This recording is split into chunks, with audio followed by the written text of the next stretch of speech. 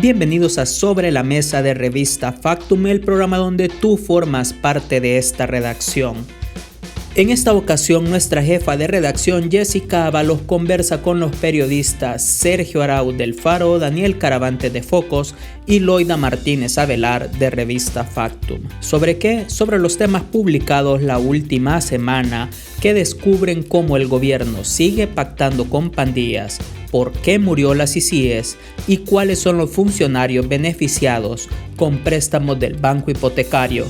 Y hasta hablamos de ¿nos financia George Soros? Escuche el programa. En este programa contamos cómo hacemos nuestras investigaciones y cómo la hacen nuestros colegas. Por eso ahora está Daniel, Sergio, Loida, porque en los tres medios hemos publicado esta semana revelaciones importantes sobre las que vamos a hablar, así que bienvenidos a los tres. Qué chévere tenerlos porque los tres han estado involucrados en importantes revelaciones sobre corrupción, sobre compras públicas, sobre cómo se está repartiendo el botín en el banco hipotecario y además sobre pactos con criminales, temas importantes para la ciudadanía. Y ahora quiero que hablemos de cómo se hicieron estas investigaciones, pero también que respondamos otras preguntas que han surgido luego de las publicaciones. Así que les pediría que empecemos con un breve resumen, que cada uno, y lo voy a hacer por el orden de publicación, según salieron en cada medio, cuente cuáles fueron los hallazgos más relevantes de su investigación. Empezamos con vos, Sergio. En principio, digamos, esta es la historia de una conspiración, es una investigación que tardó un poquito más de 6 meses, en la que estuvieron involucrados reporteros muy experimentados y con bastante conocimiento del tema de la violencia y las pandillas. Creo yo que hay dos principales revelaciones que no son nada fáciles. Una es un gobierno o una estructura de gobierno importante del lado de seguridad, intentando y haciendo básicamente acciones que rayan en lo mafioso por recapturar a un líder pandillero. Aquí nosotros por eso titulamos y usamos el verbo conspiración, porque es una trama casi que de película en la que agentes del Estado activamente, en diálogo franco con un pandillero, con un líder pandillero, liberan a una persona. No sabemos, todos los detalles de cómo está involucrado el sistema judicial en este caso, pero liberar a una persona de palabra, de la forma en que lo hicieron, te despierta muchas dudas de cómo funciona en este momento el Estado. No hay institucionalidad, pues, es decir, un policía puede tener los contactos necesarios para sacar a una persona en libertad y pactarlo con un pandillero. Eso creo yo que es como parte de lo fundamental.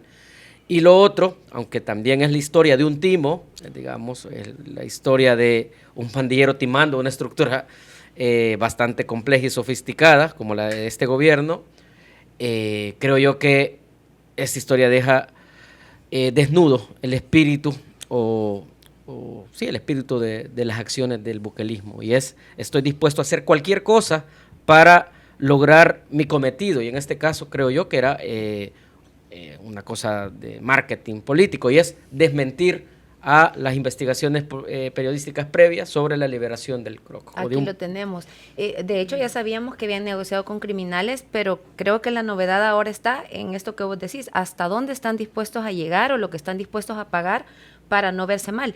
Yo planteaba una duda en Twitter y era, vaya, el presidente controla todo, aquí no se mueve un dedo sin que él no decida, tiene el control total.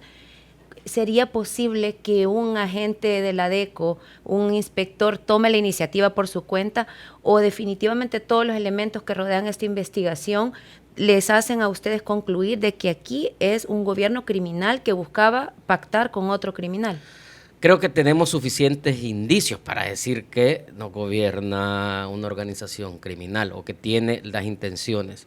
Y no creo yo que sea solo por esta investigación, sino que con toda la estructura de corrupción que se ha desnudado en estos días y también en años previos.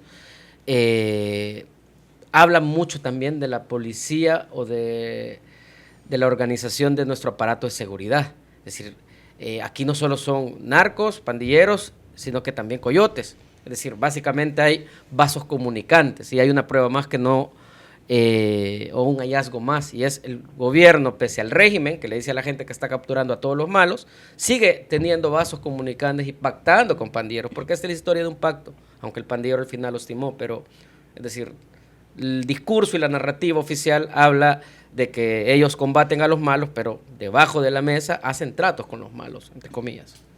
Vamos a hablar más adelante de las implicaciones y de cómo esto tuvo resonancia afuera también, porque estamos hablando de un cártel mexicano, o sea, decimos que se pacta con pandillas, pero aquí estamos hablando de otro tipo de organización criminal.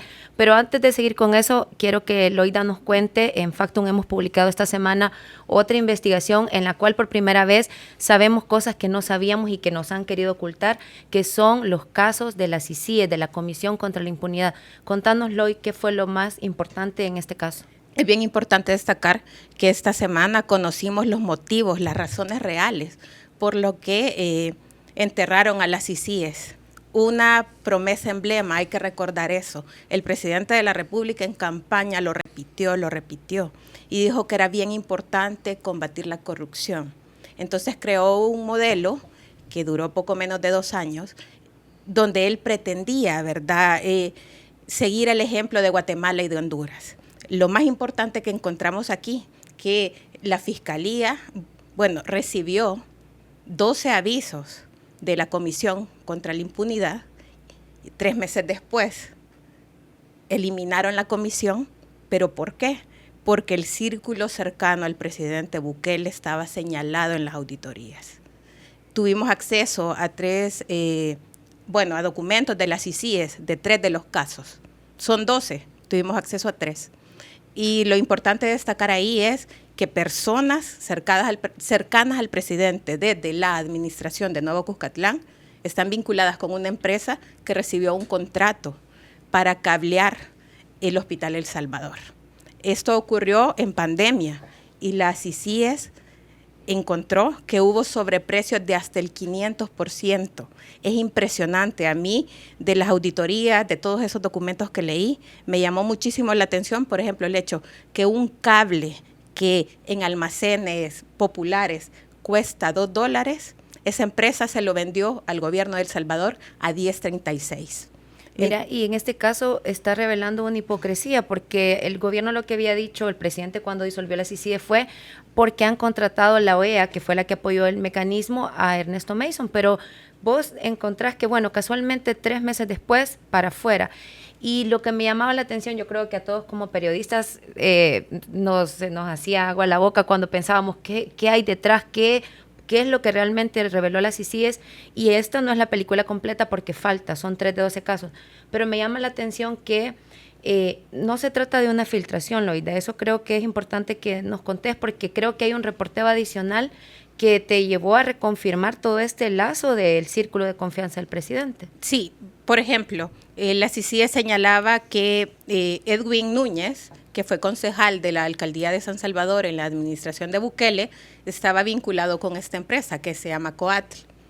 El punto es de que la auditoría dice eso, pero el trabajo de reporteo implica ver actas de la alcaldía de San Salvador de esa época, ir a ver al registro de comercio si es real ese dato, reconfirmar con otras fuentes también que pudieron estar vinculadas a esa negociación. Entonces, esto lleva un trabajo también a pie. Yo destaco muchísimo el trabajo en conjunto que hicimos junto a mi compañera Karen Moreno y Suchit Chávez y todo el equipo Multiverso, porque también socializamos los temas para que las personas lo entiendan, lo digieran, ¿verdad? Alguien que no tiene tanto tiempo de leer una investigación puede ver un video en TikTok, puede escuchar un podcast. Entonces, yo creo que lo importante es enfatizar en los hallazgos y decir que Ernesto Castro, que es el presidente de la Asamblea Legislativa, y Claudia Juana Rodríguez, que es la que le está cuidando el despacho al presidente de la República, mientras él busca su reelección inconstitucional, están vinculados con esta empresa. Bueno, y vi que los tres temas generaron mucha indignación en redes, porque definitivamente los tres, pero me llamó la atención particularmente el de ustedes, Daniel, porque creo que a la gente le indigna que se pacte con criminales, le indigna que se escondan casos de corrupción, pero le indigna mucho más cuando ve que no puede conseguir un crédito para comprarse una casa y gente como los funcionarios cercanos o familiares del presidente sí tienen esas facilidades. Así que contanos qué fue lo que ustedes encontraron como focos y redacción regional. La investigación que hicimos junto a Jaime Quintanilla, creo que lo que revela es el uso o el abuso, podríamos decir, de la utilización de un banco estatal que está fondeado con fondos públicos, con nuestros impuestos, para favorecer a 27 funcionarios y a 3 primos del presidente Bukele con accesos a créditos hipotecarios en zonas exclusivas del país en momentos bastante particulares, ¿no? En principio, lo que parecería una operación sistemática, porque duró 4 años, el reparto de estos créditos, la autorización de estos créditos, y segundo, porque la mitad de estos créditos fueron entregados en los años en los que el gobierno y el propio presidente insistían que la prioridad era poder rescatar a El Salvador de los embates de la pandemia, ¿no? En cuanto al impacto económico que generó la cuarentena obligatoria. Es decir, mientras la mayoría de la población sufría las pérdidas no solo de vida, sino que las pérdidas económicas de la COVID-19, un grupo de funcionarios estaba pensando y ejecutando una práctica para adquirir viviendas en zonas exclusivas del país, ¿no? Estamos hablando de la falda del volcán de San Salvador, terrenos de playa en Conchalí o muy cerca del arranque de Surf City, ¿no? En el caso de la ministra de Vivienda, Michelle Sol, y así otro grupo de terrenos en los que están involucrados 12 diputados que buscan la reelección. Entre ellos el presidente de la Asamblea. Entre ellos el presidente de la Asamblea, Ernesto Castro, que aparece en la mayoría de las investigaciones sobre irregularidades del gobierno. Ha estado bien activo todos estos años. Y nada, creo que lo que indigna a la gente es precisamente eso, ¿no? De que creo yo que se quita una máscara de políticos que dijeron que iban a combatir las fallas del pasado, utilizando una institución que históricamente ha sido bien opaca y bien irregular, ¿no? Y que fue la caja chica de los gobiernos de Saca, Sánchez Serén y Funes, Funes y Sánchez Serén, para desviar millonarios fondos de la partida secreta, tema que Sergio fue de los precursores para entenderlo y descubrirlo, ¿no? Y ellos ahora lo utilizan para estas prácticas que, según los expertos en créditos inmobiliarios, expertos en transparencia y corrupción, deberían de ser sujetos de investigación de los entes controladores, ¿no? Sobre todo porque recordemos que la mayoría son funcionarios públicos y ellos entregan declaraciones de patrimonio. Muchos ni siquiera tenían recursos antes de ingresar, ni siquiera tenían viviendas y ahora resulta que pueden pagar créditos exorbitantes para viviendas de lujo, ¿no? O estaban endeudados en otras cosas y vivían en colonias que nada que ver. Y aquí hay una cosa que creo yo que llama muchísimo más la atención, es que se les daba exceso, no solo se les prestaba, sino les daban más de lo que costaba realmente la casa. O sea, ningún banco te presta el 100% cuando vas a hipotecar, ¿verdad? Ningún banco en banca comercial suele prestar. De hecho, es muy extraño que encontres que alguien te presta cerca del 100% del crédito o del valor de la propiedad. No te prestan una parte y tú tienes que aportar una prima. Tú, ciudadano mortal, ¿no? Mortal. Tienes que aportar los que no tenemos acceso. Tienes que aportar una prima. En este caso, una mitad de ellos recibieron incluso mucho más de lo que valían los terrenos, lo cual es otra práctica anómala, señalan los expertos, que debería de revisarse e investigarse. Miren, yo veo que en los tres temas, las tres investigaciones tienen en común audios, documentos, imágenes, consultas en el registro, documentos del registro, escrituras, y se le presentan a la audiencia en diferentes formatos. Y luego de que publicamos la pregunta, no nos han cuestionado a ninguno de nuestros medios sobre lo que publicamos. Ha sido incontestable la prueba que hemos presentado. Yo he visto que la pregunta que nos intentan hacer para desacreditar el trabajo es el momento en el que lo publicamos. Y quiero que hablemos sobre eso, porque cada uno de nuestros medios tomó la decisión editorial de, a una semana de elecciones, revelar cosas tan importantes. Si quieres, empezamos con vos, Sergio. Sí, yo creo que es bien importante esta pregunta, Jessy, porque nosotros empezamos hace 6 meses, un poco más esto, y nosotros publicamos cuando tenemos algo súper bien comprobado y cuando ya está listo. Ese es como nuestro principal criterio. En este caso, logramos publicar en este tiempo.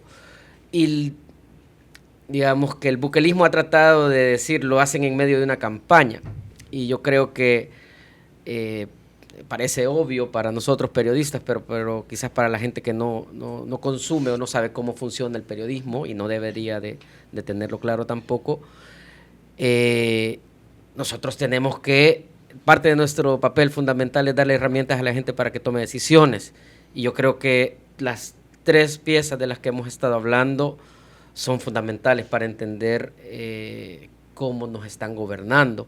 Y en ese sentido, yo sí creo que es un aporte fundamental y no se trata de una campaña. De hecho, creo que el presidente en eso ha sido bastante eficiente, de tratar de confundir a la gente con que nosotros somos políticos o que somos opositores o nos pone de un lado. En mi caso, yo puedo decir que el Faro no tiene, digamos, el cálculo electoral para a una semana de elecciones, digamos que quitarle un poquito el sueño al presidente. No nos importa el sueño del presidente ni si se va a enojar o no. Lo que pasa es que sí hay un descubrimiento y un hallazgo bien grave, y creo que, digamos, el punto en común de todo es aquí que hay una familia y una persona que usa el Estado como que si fuera una cosa propia, a antojo y disposición. Es decir, una persona que puede disponer de un banco como que si fuera recurso propio, de la policía como que si fuera recurso propio, o de, digamos, las empresas que del tiene Ministerio Público. Exactamente. Y vos como, bueno, la respuesta del presidente, bien previsible, la de cajón, fue decir, bueno, nos llamó la jauría de Soros y se fueron nuevamente por esa narrativa de que George Soros está detrás. Bueno, hay que aclarar que a Factum, no sé ustedes, pero hace rato que Open Society no nos da financiamiento, ya no financia el señor Soros, a Factum, pueden ir a consultar al sitio. Pueden estar tranquilos. Pero volvieron a sacar la herramienta fácil de decir Soros detrás, medios opositores, calculadísimo. ¿Cómo, por ejemplo, ustedes manejan esto de la etiqueta que se nos pone de opositores, que lo acaba de mencionar Sergio? Sí, voy a hacer un paréntesis para decir que ni Focus ni la redacción regional tienen nada que ver con el señor Soros. No, para empezar. Sí, hay que repetirlo. Y aunque recibiéramos financiamiento, creo que es parte de la campaña del presidente, que creo que hay que reconocerle a él y a su grupo de asesores de propaganda, es que desde el momento en que él gana la elección en 2021, su primera gran apuesta, y se recordarán, porque aquí en Factum hicieron un buen trabajo cuestionando eso, fue la muletilla esta del pelo en la sopa, ¿no? A partir de ese momento, que fue abril de 2019, él cimenta muy bien cuál va a ser su relación con los medios críticos, porque él sabe a qué tipo de periodismo y a qué tipo de medios se enfrenta por la cultura de buen periodismo que se hace en El Salvador, ¿no? Que creo que de lo mejor de Centroamérica. Y entonces su campaña, muy bien construida en la gente, ha inoculado tanto que es muy fácil poder desprestigiar coberturas periodísticas o investigaciones periodísticas, porque hay una masa de gente que ya se cree que eso es así y que se cree que somos sus enemigos, y para nada, ¿no? Nuestro papel, como bien dice Sergio, es presentar la información más precisa, más veraz, para que la gente pueda sacar sus propias conclusiones sobre el devenir de su futuro, ¿no? A las puertas de una elección, creo que es incuestionable que un medio tome una decisión editorial de presentar quiénes son realmente a la gente, quiénes son las cartas por las que tiene la posibilidad de ir a votar, ¿no? Allá el presidente, si lo que quiere hacer es tomar eso como un ataque y no como una reflexión que él mismo debería hacer. Si se recuerdan, cuando él decidió autoaislarse de la presidencia de manera arbitraria, porque eso no está contemplado en ninguna ley, tan como su candidatura, que es inconstitucional, él junta a su gabinete y le dice, ay de ustedes, porque yo no voy a meter las manos al fuego por nadie. El 18 de marzo del 2020. También. En discurso. Entonces, hombre, yo esperaría que de un estadista, ante un señalamiento tan grave como el de la participación de elementos de la policía en una conspiración, el de la participación de un fiscal guardando investigaciones graves sobre señalamientos de corrupción, y de participación de 27 funcionarios, incluido su círculo íntimo, en una práctica que debe ser investigada, yo esperaría que él diga, hey, que se investigue, ¿verdad? Al menos. No esperaría que él salga a decir con una propaganda, probablemente financiada con fondos públicos, eso porque así lo ha hecho el Estado desde el reparto de víveres hasta la propaganda de las secretarías de prensa y comunicaciones, pedir el voto por esa gente, ¿no? No sé, solo y porque por la alusión a George Soros, creo que es importante que discutamos un poco sobre quiénes nos financian. O sea, es que no nos está financiando el diablo, porque se ha querido satanizar también esa figura. Por eso, perdón, Loida, pero quería explicar eso. Sí, y yo antes de que lo explique, solo quisiera decir algo bien sencillito. Cuando una persona no se puede defender con pruebas, desacredita. Y esa ha sido la tarea del presidente a través de su estrategia en X y en todos lados. La que ha lanzado para que caiga esta jauría de troles, de personas que quizás ni existen, con mensajes para decirnos opositores, para mandar mensajes misóginos. O sea, no tienen cómo defenderse. Entonces, ahí entra el juego de la desacreditación para los periodistas. Son incontestables, pero yo sí quiero que hablemos de George Soros. Sí, es importante hablar de este señor de 93 años, creo yo, que yo no conozco y nunca he visto en mi vida, y no conozco a nadie de su familia, pero creo que es importante que hablemos de esto porque El Faro, y yo creo que la mayoría de los medios en los que estamos acá, transparentamos de dónde vienen nuestros ingresos. De hecho, hay ya ahora una figura de la Fiscalía que nos cuenta más las costillas a las organizaciones pequeñas. El Faro no es un medio millonario como lo que quiere hacer ver el presidente. Yo creo que el presidente nos hace ver ante la población como gigantes enemigos, cuando somos organizaciones muy pequeñas que recurren a la cooperación internacional para financiarse. Entonces, en ese sentido, yo creo que es bien importante que la gente entienda que la pregunta sobre quién nos financia no está de nuestro lado, sino que de su lado. No sabemos, nadie sabe todavía, ni tiene claridad de cómo se financia él, cómo financió su campaña, de quiénes son sus financistas, de cómo Nuevas Ideas hace su campaña, quién paga todas las pancartas y todas las vallas de los diputados. O sea, si están bien endeudados. Todos los spots cada 15 minutos en televisión.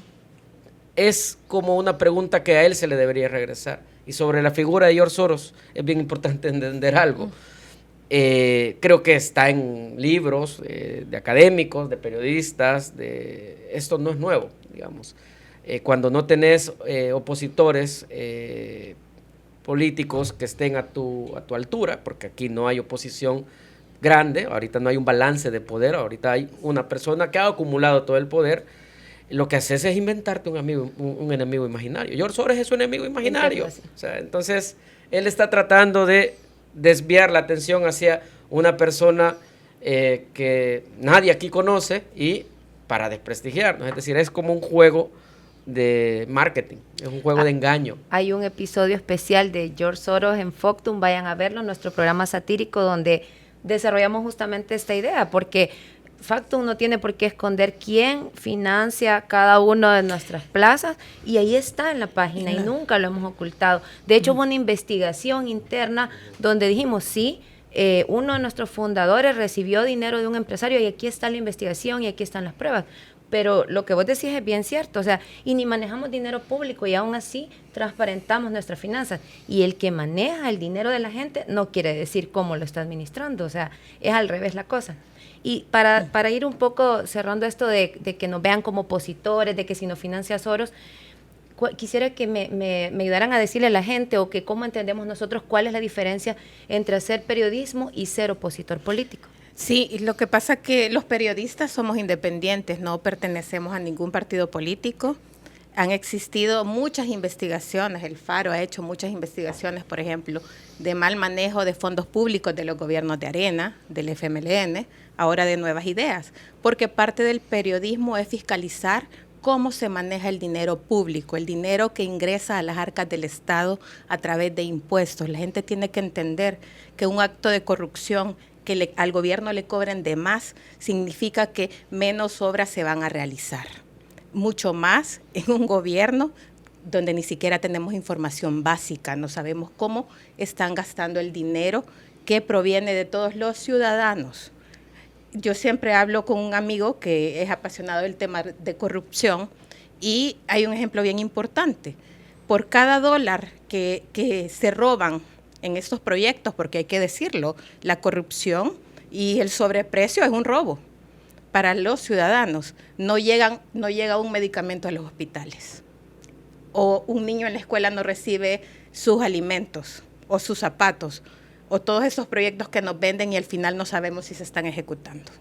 ¿Cuál cree, Dani, que es la diferencia entre ser periodismo y ser opositor político? Sí, mira, yo siempre planteo esto, ¿no? Y es casi que probablemente una filosofía personal de vida por cómo me crié. Ustedes saben que mi crianza periodística fue en El Faro durante 18 años. Yo lo veo así, ¿no? Y se lo digo siempre a la gente o a estudiantes de periodismo o a quien quiera que me pregunte por qué hago lo que hago. Yo lo veo que los periodistas somos los llamados a estar en una delgada línea, en medio de una delgada línea, en la que en un lado están los poderosos y en un lado está la población más vulnerable, ¿no? Cuando la gente se da cuenta que hay un poderoso que le afecta, a quien busca es al periodista para poder denunciarlo, porque es el único que va a llegar a darle un megáfono y un micrófono para denunciar su precariedad, su condición de vida, las injusticias que está sufriendo. El poderoso ahí va a estar y le va a seguir oprimiendo. Claro, el poderoso tiene ahora los recursos suficientes para hacerle creer a la gente que el periodista es su enemigo. Pero ese poderoso, más temprano que tarde, se va a ir. Y los periodistas ahí vamos a estar y vamos a seguir en esa delgada línea del lado a quienes nos debemos, ¿no? Que es la gente. El poderoso se debe al votante, al que le da el poder. Pero eventualmente se va a ir. Y los periodistas somos los que vamos a quedar para seguir estando con la gente. Sergito. Hay, creo que algo bien básico. Un opositor político te va a pedir el voto, va a buscar ejercer el poder en algún momento. Yo creo que ninguna de las personas que estamos acá, ni de las organizaciones sociales que él también trata de meter en la bolsa de opositores, tiene pretensiones de meterse a pedir el voto. Y hay otra cosa, es decir, yo creo que cada uno de su parte está defendiendo derechos. En mi caso, creo que todos tenemos que defender el derecho a seguir haciendo nuestro trabajo, y nuestro trabajo es básicamente iluminar las partes oscuras, fiscalizar al poder, hacerle preguntas incómodas a los diputados, por una razón bien importante, es decir, y que es como lo que ahorita está muy nebuloso. Las personas poderosas están ahorita en la presidencia de la República. ¿Quién tiene a disposición el ejército, la policía, todo el aparato de los jueces y fiscales? ¿Quiénes? Son los señores Bukele. ¿Y quiénes son los que tienen escaso financiamiento, están ultra perseguidos y hay gente hasta que se ha exiliado? Y los periodistas, los activistas defensores de derechos humanos, las personas que buscan transparencia, que hacen, como se llama, investigación académica sobre ejercicio de fiscalización del poder. O sea, entonces, la figura esta detrás de esto hay un gigante que se llama George Soros, es ridícula. Mira, yo creo que también hay una cosa que hay que decirlo, o sea, yo por lo menos, si me dicen que yo me opongo a la corrupción, me opongo a los funcionarios corruptos, o sea, eso creo yo que hay que decirlo. Estamos claros que nos posicionamos desde un lugar donde creemos que los funcionarios tienen que ser transparentes. O sea, sí hay cosas a las que nos oponemos, pero no nos oponemos a personas, nos oponemos a malas prácticas, nos oponemos al robo, nos oponemos a los delincuentes y a los criminales. Entonces, yo creo que no habría un problema en que se nos diga, vos te opones, sí, yo me opongo, pero que quede claro que nosotros no somos opositores del señor Bukele, somos opositores de la corrupción. Si se sienten aludidos cuando decimos que nos oponemos a la corrupción, entonces hay un problema. Y en todo esto, en la plática que hemos tenido, parece que el gran ausente aquí son las instituciones de control, porque quisiera saber si después de las publicaciones que hemos hecho los 3 medios, ustedes han notado alguna reacción de Tribunal de Ética, de la Fiscalía, de la Corte de Cuentas, ya que el presidente no ordena que se investigue estas instituciones y toman la iniciativa de decir, vamos a ver qué está pasando. ¿Ha pasado algo con esto? Yo creo que en primer foco está el fiscal general de la República, ¿no? Pero de él creo que no podemos esperar mucho porque sabemos sus credenciales, ¿no? Más que nos investiguen a nosotros. Sí. de hecho, sí. Yo más temería que nos empiecen a investigar a nosotros. Yo creo que, o sea, no hay mucho que esperar. Bukele lo controla todo ahora mismo, todo. Sí, y también la Corte de Cuentas. Pero, o sea, la presidenta es la ex candidata a diputada de Nuevas Ideas, la ex comisionada. Exactamente, y no, en un país donde se respetan las leyes, donde hay democracia, esto habría sido un escándalo. habría provocado al menos una conferencia de prensa para decir vamos a investigar, aunque no investiguen, ¿verdad? Pero eso hubiera ocurrido. Aquí no ha pasado esto. Aquí solo han tirado ataques como periodistas opositores, periodistas pagados, pero nadie ha dado una explicación. Entonces la Corte de Cuentas prácticamente está anulada como un ente fiscalizador de recursos públicos. No podemos esperar tampoco. No sé, la policía tampoco es que haya dicho algo de Escuintla, ¿verdad? Creo que basta hacer un check, es decir, ¿quién sería en el caso de lo revelado por el Faro? ¿La inspectoría de la policía o la misma dirección policial debería de tomar cartas en el asunto, ¿no? La Corte de Cuentas, como decías, en el caso de los temas de las CICIES, en el caso del banco hipotecario, por el carácter de funcionarios que son los prestatarios, la sección de probidad de la Corte Suprema de Justicia y todas esas instituciones o E están... el TEC también, o por el las Tribunal de Ética, exactamente. Y todo, pero de nuevo todo recae en la buchaca de la Fiscalía General de la República, que quien tiene la iniciativa por constitución de investigar posibles ilícitos, ¿no? Pero como el mismo presidente dice, mi fiscal, ¿verdad? Exacto. O sea, sí, yo no esperaría mucho por ese lado. Bueno, entonces vamos a este domingo de elecciones. ¿Qué esperarían ustedes bueno, llegamos en este escenario, hemos explicado lo que hemos encontrado. ¿Qué esperarían para su trabajo a partir de la semana siguiente cuando posiblemente se haya consolidado? Bueno, es seguro que se va a consolidar la reelección inconstitucional del presidente que controla todo y que no es capaz de decir voy a investigarme mis propias costillas, voy a investigar a mis propios funcionarios. Yo creo que vienen momentos más difíciles. Creo que si ahorita está oscuro va a estar negro, básicamente, el próximo mandato. Creo que sí, hay que nosotros como periodistas tenemos que seguir haciendo nuestro trabajo hasta donde se pueda, pero creo que tenemos que tratar de cuidarnos.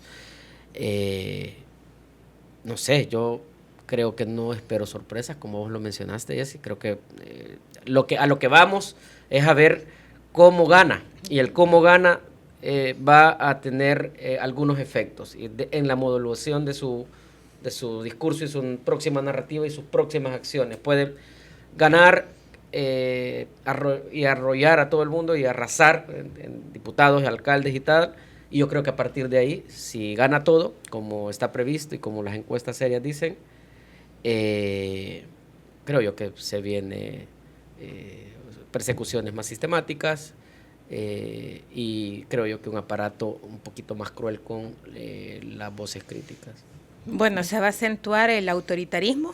Ya tuvimos el ejemplo los pasados 5 años. Este 4 de febrero el presidente Bukele va a ratificar su reelección inconstitucional y hay que estar listos porque si hoy no hay información, tampoco va a haber los próximos 5 años. Entonces, el trabajo del periodismo es seguir investigando, seguir buscando detalles, seguir buscando relaciones, pero se vienen tiempos complicados para la libertad de expresión también, para las organizaciones sociales que trabajan el tema de derechos humanos, para las víctimas del régimen de excepción, que pareciera que va a ser una política permanente, y me parece que hay que estar listos, y si nosotros estamos concentrados en nuestro trabajo, lo podemos seguir haciendo.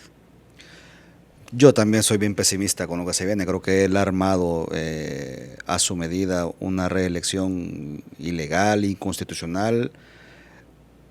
Tristemente lo digo así porque en la construcción de una sociedad democrática parte de los contrapesos es que exista una oposición que esté a la altura de las circunstancias. ¿No? Tristemente creo que El Salvador no tiene ahora mismo una oposición, ni siquiera un cascarón de oposición, creo yo.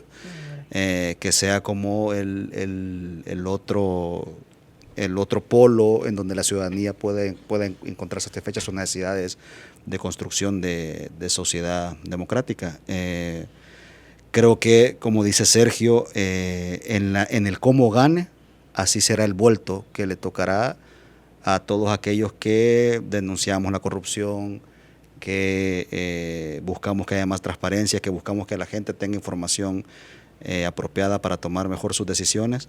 Y para la ciudadanía, creo yo que de nuevo será caer en otra etapa oscura de la sociedad salvadoreña, ¿no? Una sociedad que al parecer no quiere despertarse de un letargo, cuando curiosamente esa misma sociedad es la que puso a Bukele, porque Bukele denunciaba precisamente aquello que no le gustaba, ¿no? Que era la corrupción, la mentira, el engaño, la oscuridad, la opacidad, pero ahora la ciudadanía pareciera que no quiere verlo en su propio líder.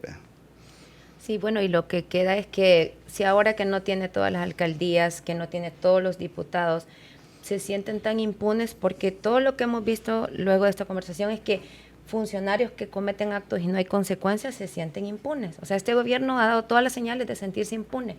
Lo preocupante es lo que se vaya a venir luego de que tengan más poder del que ya tienen, pero creo que nos agarra un buen momento al periodismo en este país, porque esta semana lo ha revelado, que vamos a seguir con los ojos abiertos, vamos a seguir viendo, fiscalizando. Desde la redacción de Factum, siempre cada programa mantenemos nuestro compromiso de seguir vigilando cada centavo, y además nosotros sí nos tomamos en serio esa frase de venga de donde venga. Así que les agradezco a los tres su participación, qué gran trabajo el que tuvieron, y esperaríamos que sigamos así y con más ganas para lo que se viene. Gracias. Gracias, colegas. Sigamos. Esto fue Sobre la Mesa de Revista Factum, el programa donde tú formas parte de esta redacción. Si te gustó el programa, ve a YouTube o donde tú escuches podcast para escuchar episodios pasados y compartirlos. Y también no olvides compartir este episodio. Hasta la próxima.